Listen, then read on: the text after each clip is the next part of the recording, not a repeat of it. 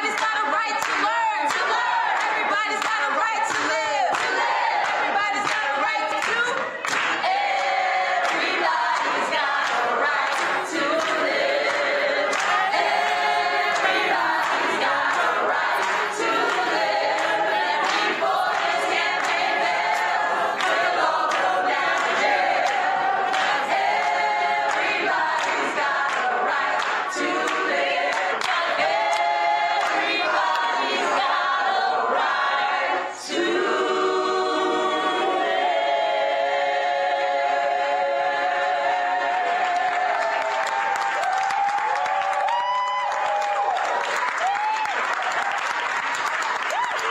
right to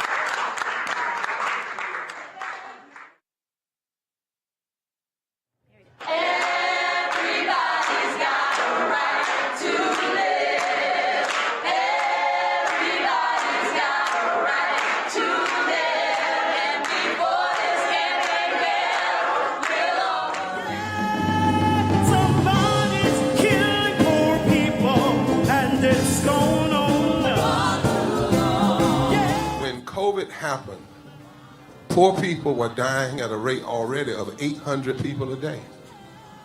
Before COVID, if you went to a funeral every single day, it would take you 600 years to attend all the funerals of the people who will die from the ravages of policy violence, poverty, and low wages in America in just 1 year. It would take you 2 years and 19 days to go to all of the funerals of the people that will die today, and oftentimes silence.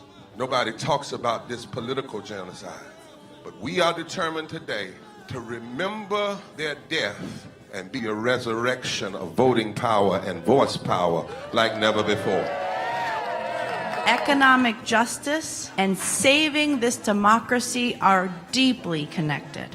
We, as a nation, must listen to the demands of the poor, who are pushing and will continue to push political candidates and elected leaders to lift from the bottom so that everybody can rise. We are the poor, the marginalized, and the underpaid. And we are taking one step forward to say that everybody has a right to live. Poverty is not the fault of those who are impoverished. It is caused by those who make the policy. There are over 135 million poor and low-wage, low-income people in this nation. The biggest block of potential voters by far is low-income, low-wage voters. I can't afford medicine. Sometimes I have to skip because of the cost. The farm worker community is tired of the violence imposed upon us by greed, exclusion, and denial of basic human rights. Those folk that represented by that casket, poor and low-wage workers who are the most moral people in this country because they go to work every day believing, even though going to work is hazardous to their health. I'm tired of working 70 to 80 hours a week and still not have money for the necessity of bills. I'm tired of getting sick and not being able to go see the doctor. Having to make a choice to pay between rent or the light bill or food or clothes. You cannot claim to care about families and a culture of life and then do everything in your power to rob people of equal access to resources and to force them to live in poverty. Leadership of both parties had waged war on poor people and low-wage workers. And this government has treated people experiencing poverty, including their military families, with disdainful, deliberate, malicious neglect. So the truth is that my son died from poverty. We refuse to accept poverty as the fourth leading cause of death. The fourth leading cause of death in this, the richest country in the world. We march today for our children and the generations to come. And we need to do it with the loudest voices possible, the biggest actions possible. We will voice our demands and register our vote. When we stand up and when we stand together, things change. There is the electorate that is, and then there is the electorate that should be. 34 million eligible poor and low-income voters did not vote in 2016. If just 20% of those voters in swing states were mobilized around an agenda, they could change the political outcome of every election. So we're launching the most massive voter mobilization and turnout campaign in history of poor and low-wage voters, allies, and religious leaders. People are dying, but we know it doesn't have to be this way. And so we are calling on everyone to join us in this Poor People's Campaign, a national call for more revival. We are here, we will be seen, we will be heard, and our power will be felt. We don't need to be an insurrection. We are a resurrection that will be felt across this country. Are you ready? Ready? Ready? Ready? We are a resurrection, and we are ready. And we won't be silent anymore.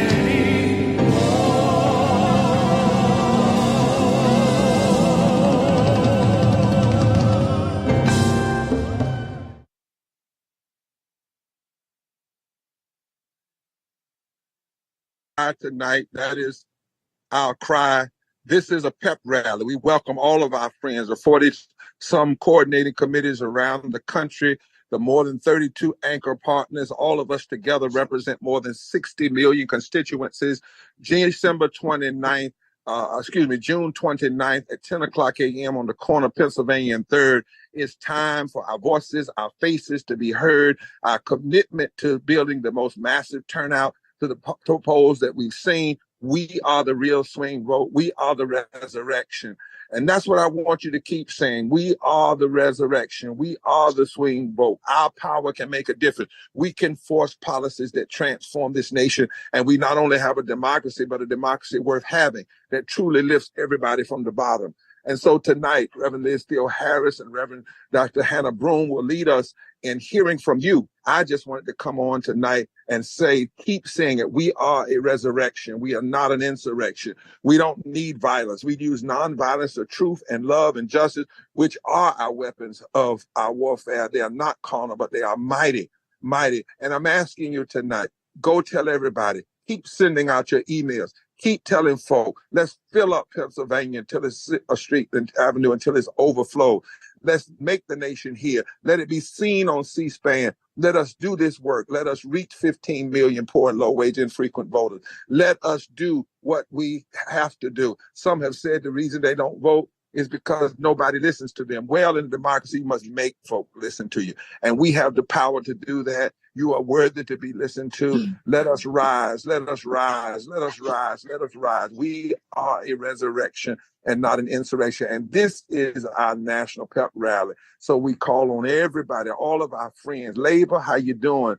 Other advocate groups, how you doing? National Council of Churches and more than 10 denominational groups and millions of people and hundreds of thousand congregations. How are you doing? Black Voters Matter, how are you doing? Common Cause, how are you doing? I go on and on down the list. USSW, ASME, SEIU 1199, Poor People's Campaign, North Carolina, Kansas, Florida, Mississippi, Alabama, Wisconsin, Virginia, on and on and on. How are you doing? Well, I know how we're doing. We're coming together. We're standing together. We're moving together. We're speaking together. We're rising together. We're fighting together. And we will transform this nation together because the word quit isn't even in our vocabulary. We cannot allow 295,000 caskets to keep going in the ground or morgues to be filled with our own people, not for any reason that ought to be, but from the unnecessary, abolishable realities of poverty.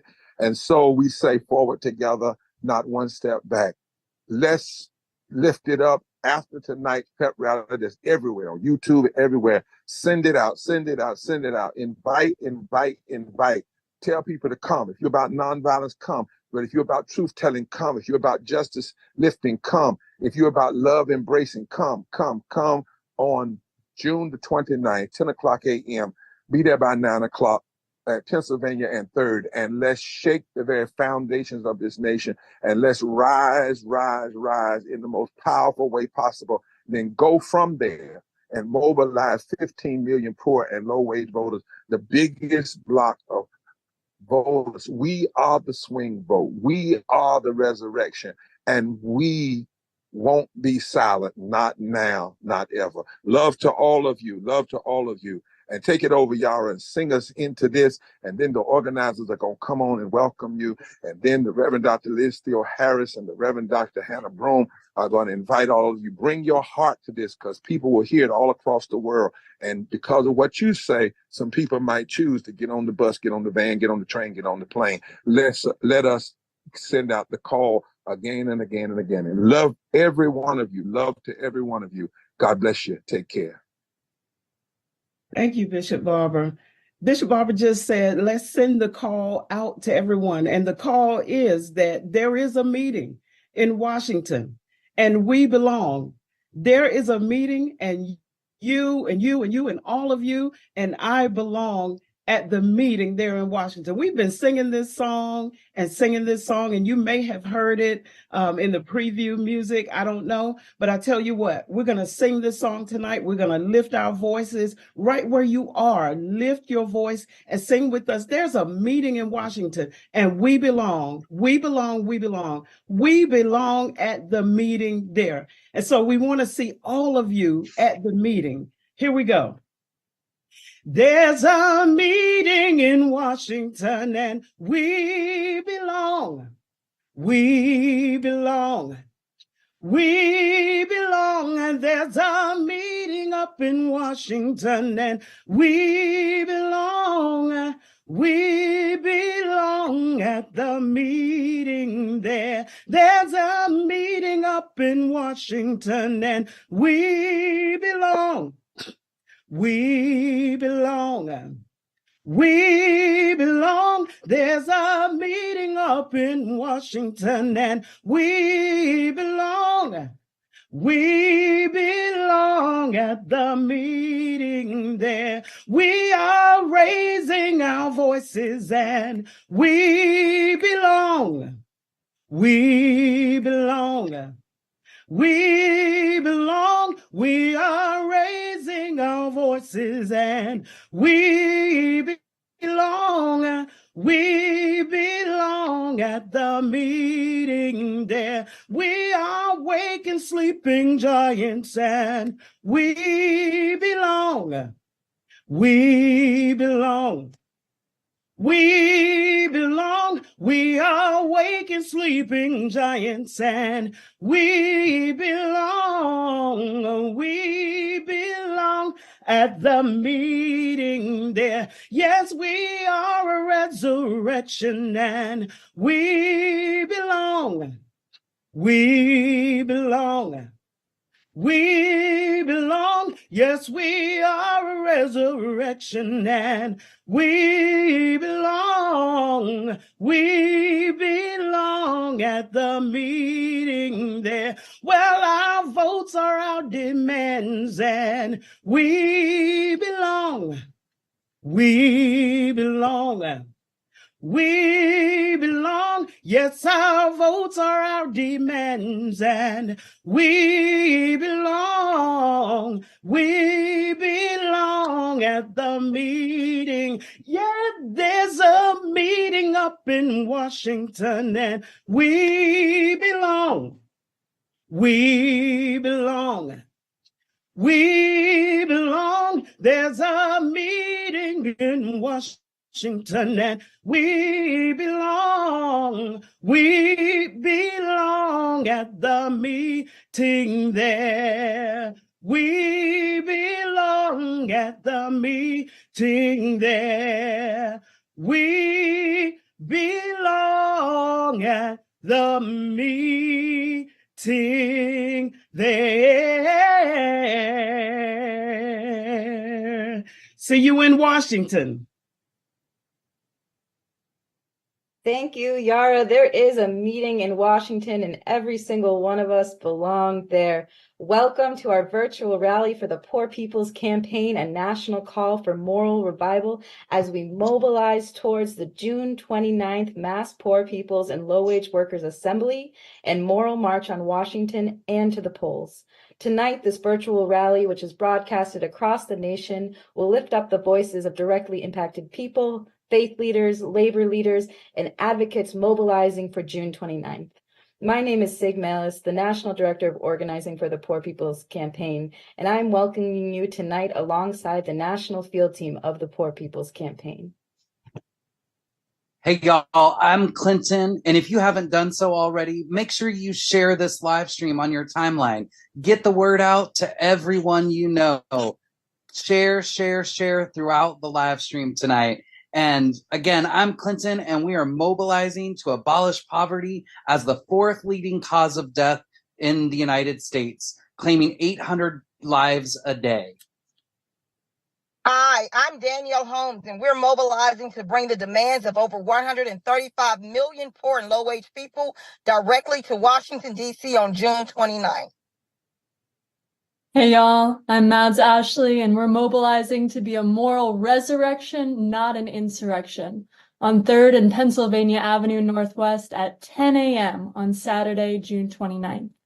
Now I'd like to turn it over to our Director of Policy, Shali Gupta-Barnes, and the Reverend Casimir Brown to talk about our powerful 17-point agenda. Thank you so much, Mads. What has really been on my heart as we move closer and closer to June 29th is the power of this campaign, of this movement of poor and low-income people, of 140 million poor and low-income people, 40% of this nation, a third of the electorate. What couldn't we do? What couldn't we do if we showed this country, showed those in power, our power, and that we are organizing ourselves to unleash that power? The demands we are making on June 29th are a reflection of our priorities and needs and of our power. This is what we could make possible. And they have a lineage in this campaign and of generations of campaigns and movements before us, generations of ordinary people who did extraordinary things, who organized and brought us closer to the nation we have yet to be. And we carry that responsibility forward on June 29th, through the summer, through November and beyond. Especially now in these times, as Pentagon spending is going to near $1 trillion, while 22 million people have lost their health care, millions are on the edge of eviction, and long-term poverty claims 800 lives a day. We have a responsibility to call out our demands on our moral agenda and assert our power. So Reverend Casimir and I will walk briefly through these 17 demands. Many of them will sound familiar. They're what we've been calling for since, in the moral agenda, the Jubilee platform, what we showed was possible, and the moral budget, what we introduced in the House in 2021 and 2023 in the third Reconstruction Resolution. And so here we go, because we're going to just keep doing this over and over again until we win. Number one, abolish poverty. No longer will poverty be the fourth leading cause of death in this nation. Number two, establish a minimum wage of at least $15 an hour, which will get us closer to what we need and is far, far overdue. Number three, ending voter suppression. And number four, a full expansion of our voting rights. Number five, guaranteeing workers' rights and labor rights, because when labor is strong, our society and our democracy are stronger. Number six, guaranteed universal health care for all. Number seven, affordable, adequate housing, an end to evictions, and an end to the criminalization of homelessness. And number eight, strong social welfare and safety net programs, the kind that we started to see during the pandemic, claiming them as the new normal, that we must build from to constitute a strong and robust net that can hold us all. Reverend Kaz. Number 9, an end to gun violence. Because one is too many. One is too many deaths in this country. So we are calling for an end to gun violence. 10, fully protected women's rights.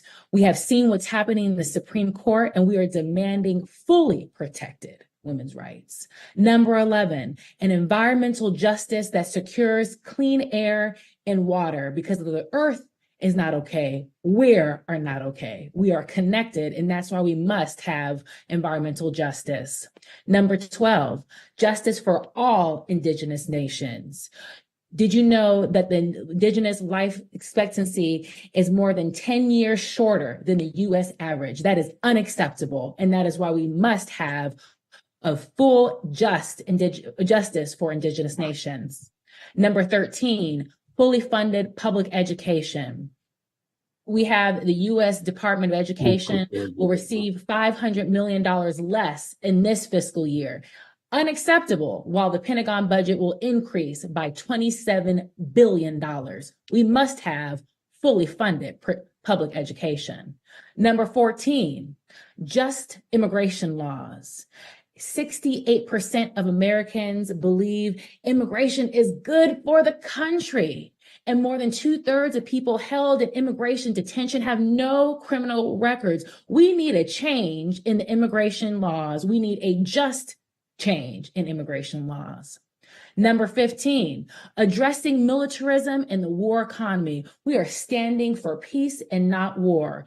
$21 trillion was spent on the war economy over the past 20 years. We need money directed for peace. That's why we're standing for peace and not war. Number 16, an immediate long-term ceasefire. War no more. We have too many that are being killed. We need to stop this immediately, and we're calling for an immediate, overdue long-term ceasefire. And number 17, an end to hate, division, and extremist political agendas in this country. And these demands, these 17-point demands is what we're calling for any elected official who wants to run in this country, that they address these demands, that they have a stance, a strong stance on these demands. And we're saying that all of them must be met. And we're going to keep pushing until we win, because we know we have the power of the people on our sides. We do indeed have the power. And thank you to Reverend Casimir Brown for reminding us of that. I am Reverend Dr. Liz Theo-Harris, co-chair of the Poor People's Campaign. It is powerful to be with everyone this evening. Thank you to this Poor People's Campaign and all of our partners, the unions, the organizations, the congregations, the denominations, the faith groups that are coming out strong. We, as we've heard, there's a meeting in Washington, and we're going to be there because we are going to come together, because poor and low-wage workers have the power with their voices and their votes to shift the politics of this nation, because poverty is a leading cause of death in this richest country in the world, and we won't be silent or unheard anymore. We come together because we have the material resources to lift the load of poverty, to enact all of those powerful 17 policy demands. But somehow our nation, our elected officials lack the political will or moral consciousness to do so. So we are going to make them hear us. We are going to make them do it. We go election to election. No one talks about poverty in our political discourse. The poor have become a four-letter word, but we make up a third of registered voters, the biggest voting bloc in our electorate. And so we are coming together, and I want to pass it to my colleague, Reverend Dr. Hannah Broom, to tell us about more of that coming together. Hello, I am Reverend Dr. Hannah Broom. We are in this presence, our presence in this virtual space, spanning the country, is a testament of our unwavering commitment to the Poor People's Campaign. This campaign is not merely a movement, but a moral call to action, a comprehensive agenda to address the systemic injustices and inequalities that affect our society.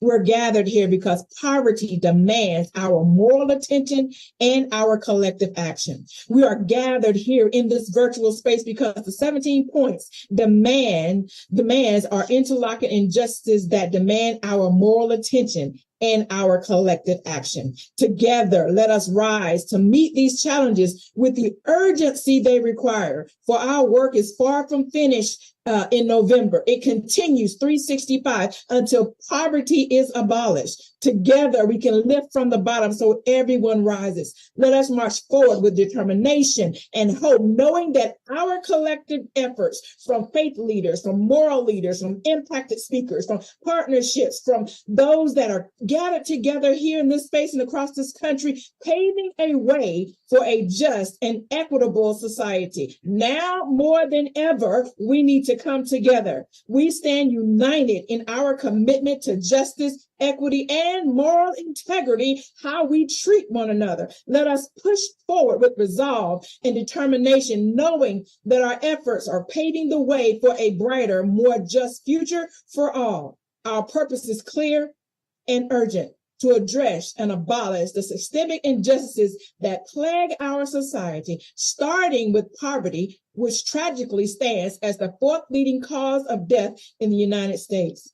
Together, let us stand together in solidarity for the sake of all humanity.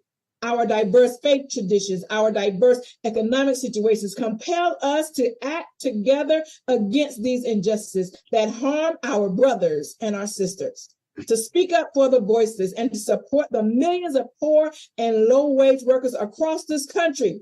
There's a meeting here in Washington, and you belong. Join us June 29th in DC. And now it is my distinct honor to get to introduce some of the powerful testifiers, organizations that are here at this rally. Will be there in the numbers in Washington, D.C. on June 29th. And so I'm going to give it a shout out and a shout up to our first speaker. I want to introduce Reverend Carolyn Curry Avery from the Martin Luther King Community Presbyterian Church in Massachusetts. It is powerful to have you with us this evening, Reverend, and tell us what we got to do. Well, as you said, Liz, I'm the Reverend Dr. TLC, as I call myself, from Springfield, Massachusetts. I pastor a church there, but I live in Connecticut. And there's a scripture that says, "For I was hungry and you gave me food. I was thirsty and you gave me something to drink. I was a stranger and you welcomed me. I was naked and you gave me clothing. I was sick and you took care of me. And I was in prison and you visited me." This passage reminds us of our collective responsibility to care for the least of these. And I wonder, are we doing a good job with that? As a Presbyterian pastor, I'm excited that we've kind of taken on this Matthew 25, but all too often I hear Christian folks talk about being missionaries in other countries. We don't have to go to other countries. There are poor people here. And as I said, I'm from the state of Connecticut, so I want to give you a few stats. Between 2018 and 2020, 1.2 million Connecticut residents were poor or low income, accounting for 34.5% of the state population. To meet basic needs, 2 adults with 2 children need to earn over $26 an hour. But at the state's minimum wage of $15 an hour, an individual must work 85 hours a week to afford a 2-bedroom apartment. 200,000 people are expected to lose Medicaid by March 2024. So that's already passed due to the end of pandemic protections. Connecticut's average life expectancy sunk between 1.9 years between 2019 and 2020. Poor and low-income Connecticut households spent 3 times as much of their income on energy costs as the average household. Here's what I need us to understand. The homeless and the poor are not just faceless statistics. They are our neighbors, our fellow human beings. They are individuals who, like us, deserve dignity, compassion, and opportunity. Our concern for the homeless and the poor is not just a moral imperative. It is a reflection of our values on society. Speaks to our commitment to justice, equity, and the inherent worth of every person. So as we strive to build a better world where every person feels worthy, we cannot ignore the marginalized or the disadvantaged. So addressing poverty requires us to challenge the root causes of inequity and advocate for policies that promote economic opportunities and create communities where everyone has a place to feel safe, secure, and a home. So it's important for us to get out and vote, but it's also important for us to mobilize poor and low-income eligible voters. In Connecticut, that is 612,317 individuals who make up 19% of the electoral college, This is serious business. And these individuals have to know that their votes matter and that their voices matter. So I'm going to invite you to go out and to galvanize and tell everybody you can to join us on June 29th, 2024 at 10 o'clock for the Poor People's Campaign. We are a resurrection, not an insurrection. Forward together, not one step back. Amen. Amen. And indeed, people's voice and votes matter.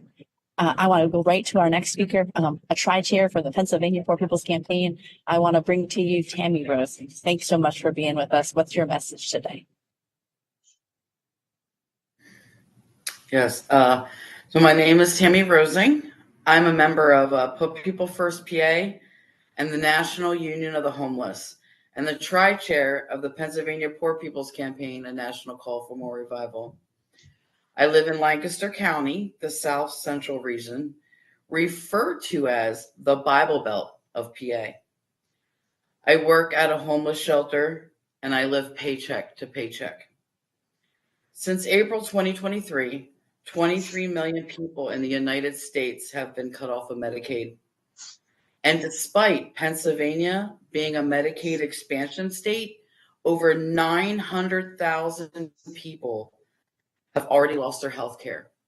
I am one of those people. I am currently fighting to reinstate my Medicaid with the support of the Nonviolent Medicaid Army.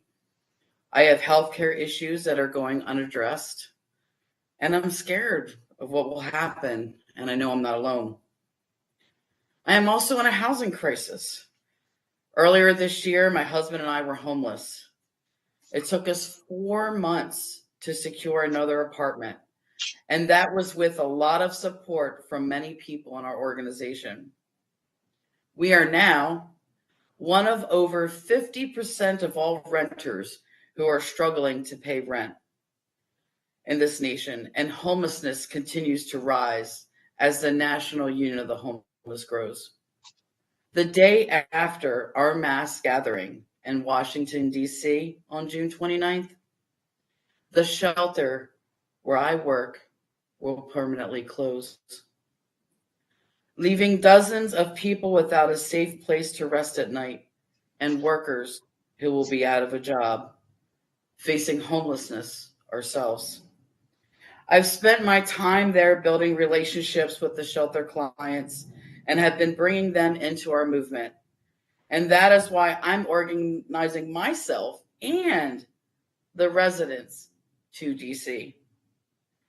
Medicaid cuts and homelessness are the result of policy violence by those in power. We need to build power to stop these injustices. So mobilize with us to Washington, D.C., June 29th, and then join us as we continue to organize for systemic change, because we only get what we're organized to take. Thank you so much, Tammy. Indeed, we're reminded that we are building power and we must build power. And we will be there in the numbers to fight for Medicaid, for healthcare, for housing, and for everyone's rights. It's now my distinct honor to introduce Summer Keller from the Communication Workers of America, a labor union that is building and organizing and strong in our country, that reminds us that when we fight, we win. So thank you so much and welcome, Summer. Thank you so much for the welcome, and I'm happy to be here with everyone. My name is Summer Keller, and I work for a federal call center in Hasburg run by a giant government contractor by the name of Maximus. I'm here because my coworkers and I are building our union to demand an end to the surprise layoffs, low wages, and unaffordable health care that Maximus offers us. Like so many of us, I'm a mother and the primary income earner for my family. The work that we do isn't easy, and the working conditions at Maximus make it even harder for us to support our families. Our unaffordable health care at Maximus creates problems for both me and my children. My daughter needs testing for dyslexia because she's having issues at school, but I can't afford the test, and I can't afford to have my daughter on my insurance through Maximus, so I have to resort with Medicaid, which doesn't cover the test. And with the low wages at Maximus, I can't afford to pay for it out of pocket. It shouldn't be a luxury. Like many of my coworkers, I help people connect to affordable health care while my family can't afford their own health care. In Mississippi, if there are two adults working in a household with 2 children, both of them would need to make more than $21 an hour to cover basic living expenses. For a single parent with 2 children, that would be more than $38 an hour. My coworkers and I aren't paid anything close to a living wage. The poverty here in Mississippi is no secret. We get ranked last in everything in Mississippi except for poverty, where we rank number 1. My coworkers and I are not willing to accept this any longer. We got angry, we got organized, and we walked out. Last November, more than 700 of us went on strike, which was the largest federal call center strike in history, and we're winning. Since we started organizing, we've seen our wages go up, our healthcare costs go down. And in our fight, we say, when we move, they move. While Maximus may be a huge federal contractor, there's great power and resolve in my coworkers because of our families and the communities that we come from. We resolved to join the Poor People's Campaign on June 29th in our nation's capital to continue to tell Mississippi workers' stories. Together, we know that we will win when we stand up and take action to demand justice. When we move, they move. Forward together and not one step back. Thank you, thank you, thank you. Indeed, forward together, not one step back. It is, I hope people heard that. You have folk working at call centers, connecting others with healthcare that they cannot provide for their own families, but folks are organizing and striking and organizing and uniting, and we will be there and we will stand up with those Maximus workers. It's now my honor to introduce a dear sister and friend that we have been in the streets and in the rooms and in the meetings with for many years. I want to bring to you all with a powerful message, Virginia K. Solomon, Common. Hello, everyone. My name is Virginia K. Solomon. I am the president and CEO of Common Cause, and I am here on behalf of our 1.5 million members around this country who are saying forward together, not one step back. We are going to show up and show out on the 29th. Let me tell you, this moment is so important because we are coming together across racial lines, across economic lines, across language barriers and everything else to say we stand in solidarity. And I want to just lift up the beautiful people on this call this evening. I mean, telling your story takes courage. And I will just say how much I admire you. I admire you for everything that you are doing. Thank you, thank you, thank you. This is what America looks like. This is what democracy looks like. And I want to remind you, not only are we fighting against poverty, we are fighting for every person in this country together, so that we can have the country, the future that we want. And we are tired of politicians not responding to us. And so guess what? We're not asking anymore. We are telling them. And I want to remind everybody that this election is not about any one candidate. It's not. It's about the future of our country. It is about the future of us, our children, our grandchildren. And we are inviting everyone to join us. We are inviting you because we also know that many people never invite or ask for your vote. So we are saying here in our huge, big coalition, we have room for you. We invite you. There is more than enough seats at the table for you. And we want you to come with us and show our power together. Because imagine what we can do if we show up. They're going to have to listen to us. They don't have a choice because we are voting for the future of our country. We are letting them know what our agenda is. We're tired of hearing their platform. Now they need to respond to ours. And I just want to say something before I close, because people keep asking, why should I vote? Why should I vote? And I'm telling you right now, our country was not considered a democracy until 1965. Everybody goes back to 1776. We lived under authoritarian rule all the way up until the end of Jim Crow. when some people mattered and others didn't. And we're not going back. We're not going back to the days of authoritarian rule. We are not going back to the days of having to be grateful for scraps. We are not going back to the days where the well and the advantaged get to make all of the decisions. We are saying we are reclaiming our democracy. We are reimagining a future together with you. And so we invite you to join us. Please, we look forward to it. Make sure you tell everybody that you know that June 29th will be a transformative moment for this country.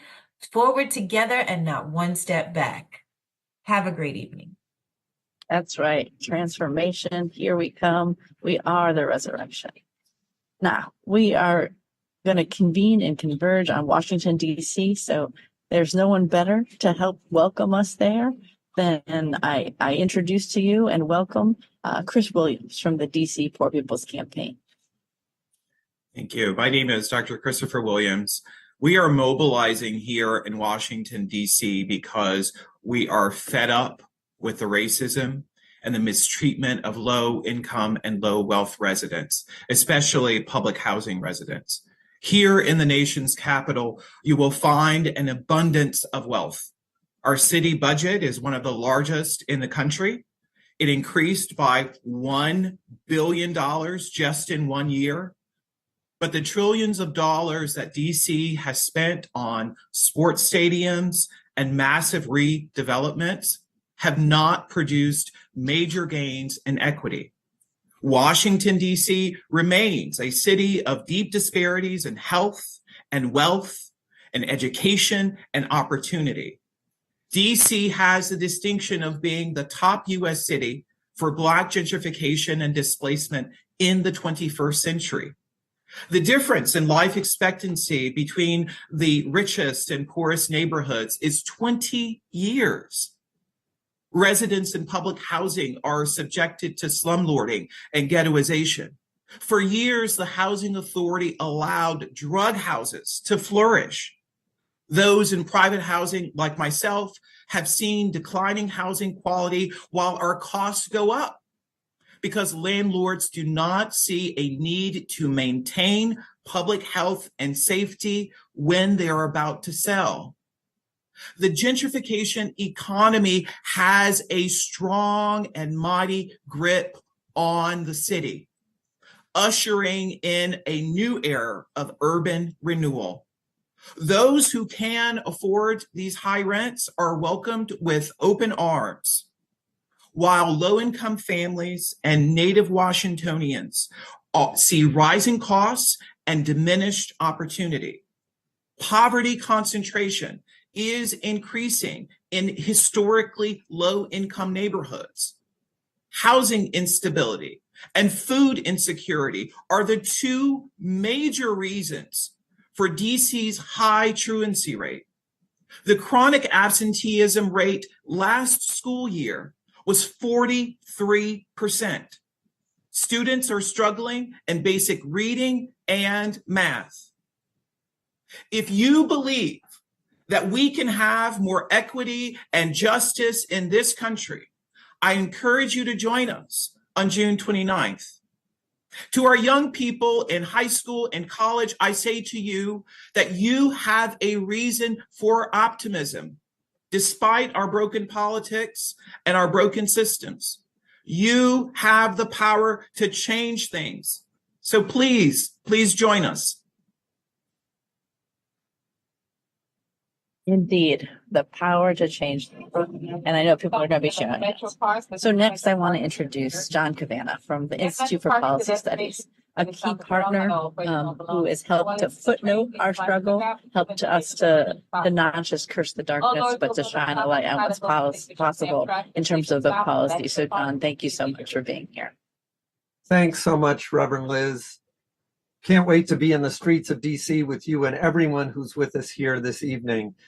My name is John Cavanna, and I anchor the team at the Institute for Policy Studies that has been honored to work with the Poor People's Campaign since 2017 on everything from the state fact sheets to congressional briefings to the remarkable Poor People's Moral Budget that Attorney Shalley mentioned earlier.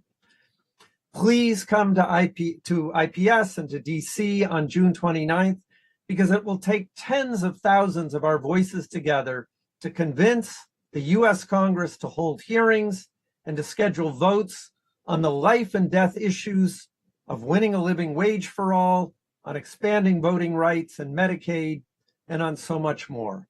As the Poor People's Campaign constantly reminds us, our movements are weakest when we act alone, when we allow ourselves to be divided by issue, by race, by gender, by income. And yet there is nothing more beautiful and more powerful than a campaign that is rooted in moral fusion, in multiracial organizing, and emphasizing the connections between poverty, racism, militarism, and environmental destruction. A movement that isn't afraid to call out genocide or to expose the billionaires who have profiteered from the pandemic. IPS looks forward to welcoming you all to DC on March 29th. Thank you.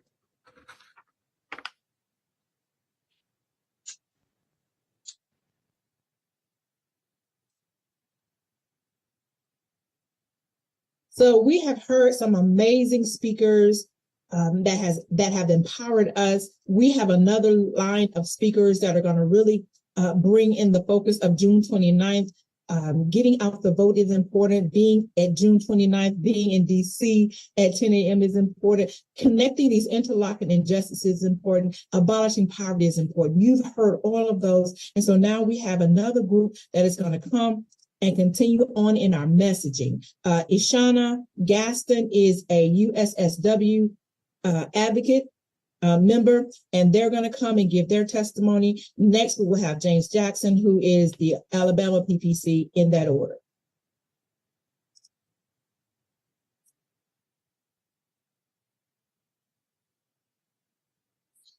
Hey, how y'all doing? My name is James Jackson. First off, happy Juneteenth from Pritchard, Alabama, in Mobile County of Alabama. I'm wanting everyone to come to Washington, D.C. on June the 29th, because this is a fight for our life. We're fighting for a living wage. Everything is going up in cost, food, fuel, just travel, everything, healthcare, and the wages, the working wages not equaling up to the cost of living. We have to fight, because this is a dire need for us to make a difference in this country, where it is not, it's very unacceptable that we have homeless people that work 2-3 jobs and still homeless. It's unacceptable. I know people that work double shift and can't even raise their children because they work double shifts. These are the issues that are dire need to be talked about by these politicians running for president, Congress. You know, these are the issues that we need to be talking about, not who's going to court and how many charges they got. You know, I see this on the news. This is not on the news enough about poverty. It's a dire need that we talk about this, and that's why I'm going to Washington, D.C. on June the 29th, and I encourage everyone to go, because we are in a state of emergency. Thank you for your time. Thank you, James. And each state, we have over 32 state PPC organizations, coordinating committees. Please join, go to the Poor People's Campaign website, sign up, RSVP for June 29th. Also, then you can see what state, what PP coordinating committee is in your state, and join the movement.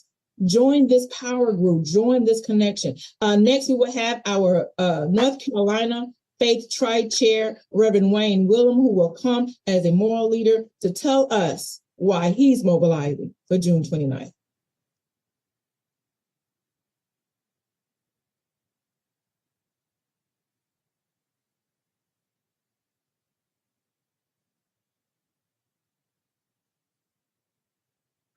Wayne, you're on mute. Sorry about that. I am Wayne Wilhelm. I'm tri-chair of North Carolina Poor People's Campaign, along with George Friday and Reverend Rodney Sadler. And again, we are tired. We are tired. We are tired. It is time for a change. Just saw on the news this evening that the Surgeon General decided there needed to be a warning about too much time on social media. Well, I believe it's time that there's a Surgeon General warning placed on this $7.25 minimum wage. And it is hazardous to our health because poverty is hazardous to our health. We know that poverty takes an enormous toll on this country and its people every day. And we also know that poverty is a policy choice. And these horrible policies continue to hurt our children, continue to hurt our families, continue to hurt our communities, and continue to hurt our lives. So that's why North Carolina is mobilizing. North Carolina is mobilizing. We are going to Washington on June the 29th because every day, 2 million people in North Carolina leave their house and go to work for less than $15 an hour. We are mobilizing and going to Washington because 4.2 million poor and low-wage workers, that's 40% of the population, in the state of North Carolina need access to all of the basic necessities of life. We are going to DC, we are going to Washington, because we realize with the ending of continuous eligibility for Medicaid, 372,000 people are estimated to lose access to health care. We're going to Washington to stand for workers to have labor rights. We're going to Washington to wake this sleeping giant of poor and low-wage and free voters to change the landscape of this nation.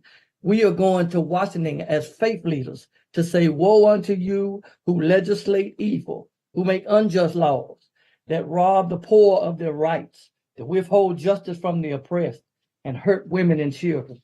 We are going to Washington to say that we are a resurrection and not an insurrection.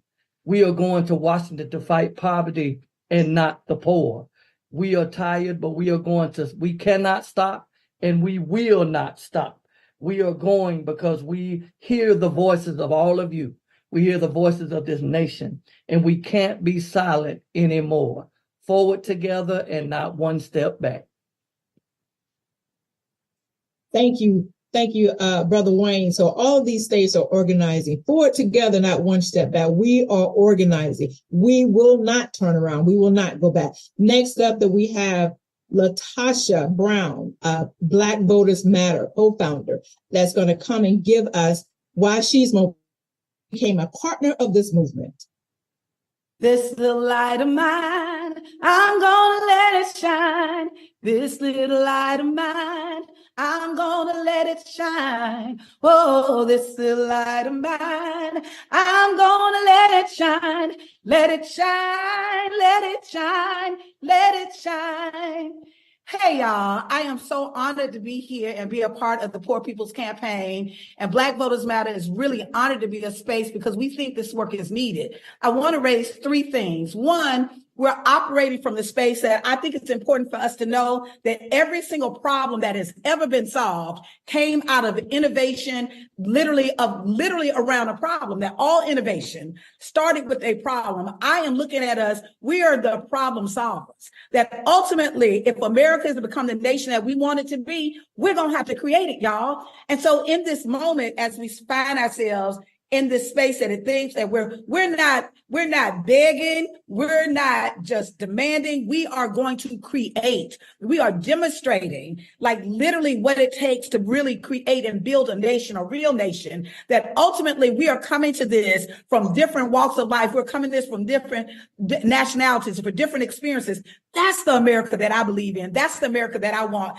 That's the America that literally we can create. We are not in a circumstance in this nation that in some circumstances, the resources aren't available. No, we are this is the wealthiest nation in the world. The resources are here. It is the political will for us to really shift, that we've got the power and the numbers to take folk out that are not aligning with our values, right? And put people in that will create the kind of policies that we need and desire. It will not be our politics, I say it often, that will save us. It will be our humanity. And so in this space, I think the greatest thing we've got to do is we got to believe. We got to believe that we are the change that we seek. We've got to believe that this is a matter of how we turn the hearts and the minds of those that are in power. Some of them, they need to move out the way. The last thing that I'll say is related why I want to sing this little light of mine is because I've shared this often, that we're in this space that for some, it seems like it's a dark night of the soul or a dark night, but it's only in the nighttime, y'all, that we can see the stars shine, that it is in the night that those of us, so we are being called in this moment, we're being called to create and demonstrate and operate in a space that we get the America that we desire and we deserve. So now one step backward, forward together. We are the visionaries of a new nation, and we have to see that. We're beyond being the citizens of this nation. We are founders of a new nation, a nation that's more just, equitable, and inclusive. Thank you. Wow. Thank you, Latasha, for that amazing what we are supposed to be. We're supposed to be the light. We're supposed to be shining into this darkness. So thank you. Marianne Penham, who is our New York PPC, will come now and speak why she's mobilizing in New York. Thank you for having me. My name is Mariana Pineda, and I am a Costa Rican indigenous Huetar woman, but have been living here in New York for the last 4 decades. And I thought I was living the American dream. I had near perfect SAT scores. I got good grades. I got scholarships, and I have 3 degrees and 6 teaching certifications. But at the end of the day, when I got COVID, none of that mattered. So many of us are just one catastrophic illness, one unexpected medical diagnosis away from bankruptcy. And for me, I was a public school teacher. I had a good union job. But when COVID filled my lungs with blood clots, none of that mattered. And when I could no longer return to the classroom, the US government did not care, and they denied my Social Security disability twice. At that point, my family decided that my teacher life insurance policy was worth more than the burden of caring for a disabled COVID long hauler. And that is when the domestic violence began. Unfortunately, there are no handicapped accessible domestic violence shelters on Long Island. So because I was on oxygen and using a walker, I could not be placed in one of the very few shelters that we have for people like me on Long Island. And instead, my autistic son and I were placed in a regular shelter. For 2 years, we were homeless, even though I had all of these degrees and all of these certifications, because at the end of the day, you are only valuable to this society when you are able-bodied and able to produce a profit. And my own biological family turned its back on me, but my movement family, the Poor People's Campaign, was there for me and protected my son and I while we were in the shelter. And they were the ones that helped us raise the money to get out of the shelter when we finally got our Section 8 voucher.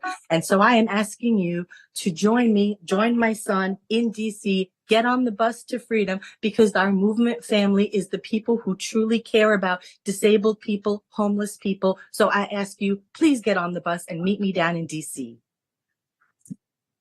Wow, such a powerful testimony of resilience. That is what this movement is made of. Such a powerful testimony. Thank you. We will now have Robert Weissman, who is a public citizen, that is going to come and speak and give his testimony.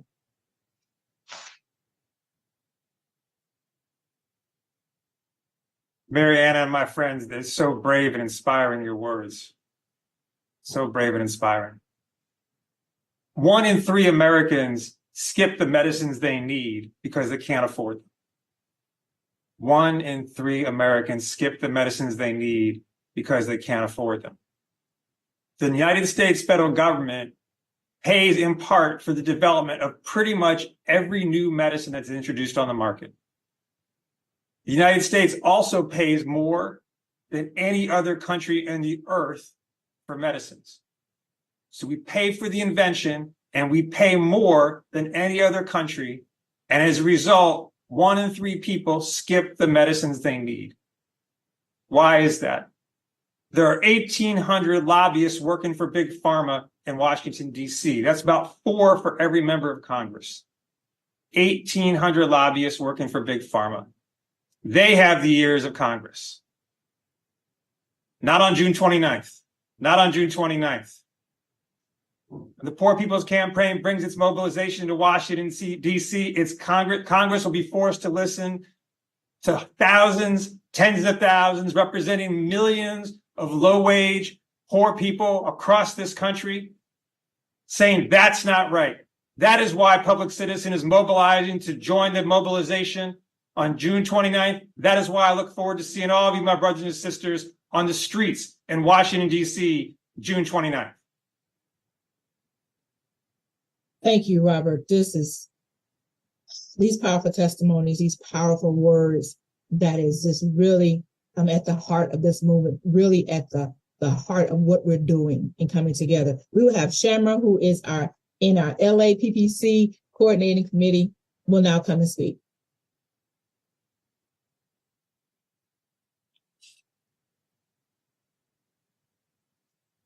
Hello, good evening, everyone. This is Shamira Levine Davy with Rise St. James, Louisiana, calling you from Louisiana. Matthew 18:20, where 2 or 3 are gathered, there I am with them. We are going to pack this city, DC. We need everyone there to show up in those numbers. We're going to be way more than 2 or 3. And if God is with us while we're there, you know he will be with us during this march. I am so grateful to be here to tell you guys this, but let me explain this to you quickly. There is no such thing as coincidence. If you are alive today, it is for a reason. Your work is not yet done. That's why you woke up this morning. And this call has come across your timeline, has come across your email, has been told to you by somebody. It's because you're meant to be there. We need you. We need you to show up on June 29th to this rally. It is a matter of life or death. The poor are the most unprotected and sacrificed people in this world. One more time. The poor are the most unprotected and sacrificed people in this world. Climate change will hit the impoverished worse than any other demographic. We cannot wait. We cannot stop. Join us on June 29th in DC. I know that you are tired. Baby, I'm tired too. But even though I'm tired, I'm fired up. I'm tired, but I'm fired up.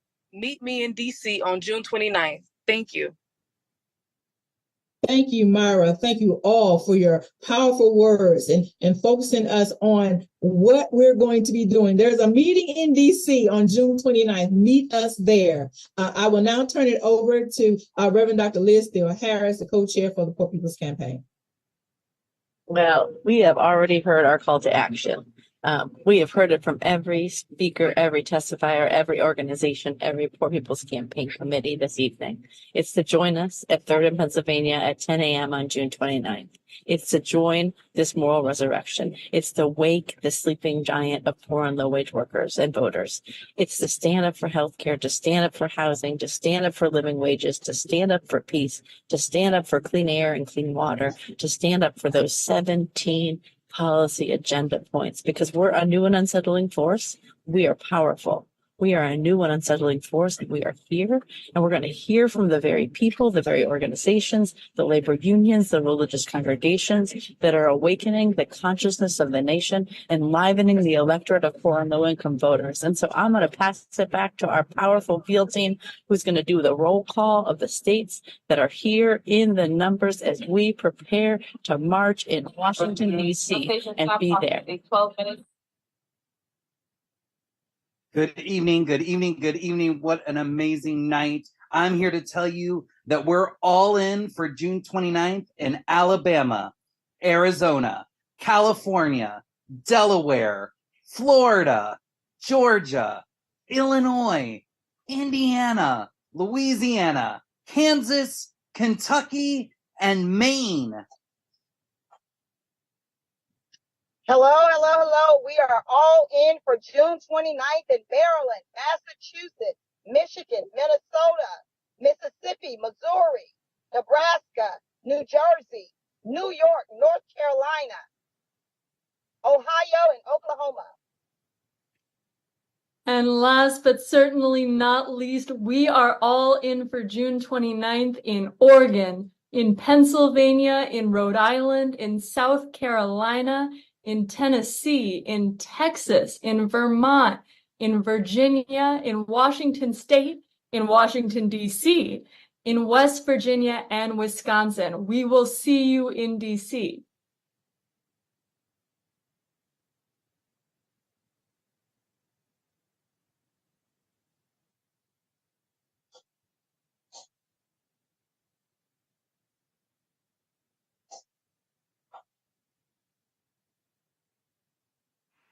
Amazing. Okay, so we're going to sing a song together. So this song, Everybody's Got a Right to Live, has been a central message of the Poor People's Campaign since 1968, when the Reverend Frederick Douglass Kirkpatrick and Jimmy Collier sang it in Resurrection City. When we launched the campaign in 2018, we revived the song and used its power to connect our movement across the country. So the words that we're singing today, and please sing with me no matter where you are everybody's got a right to live. We sing poverty no more. We want justice for the poor.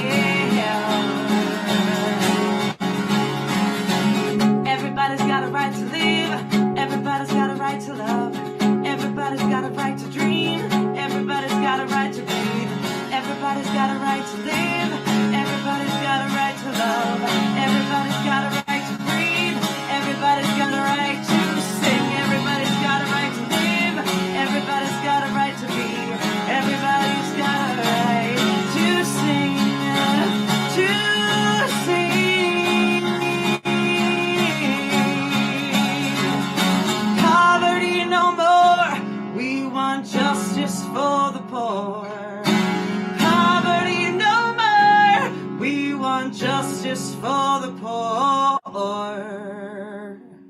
'cause everybody's got a right. Everybody's got a right. Say it with me. Everybody's got a right. Everybody's got a right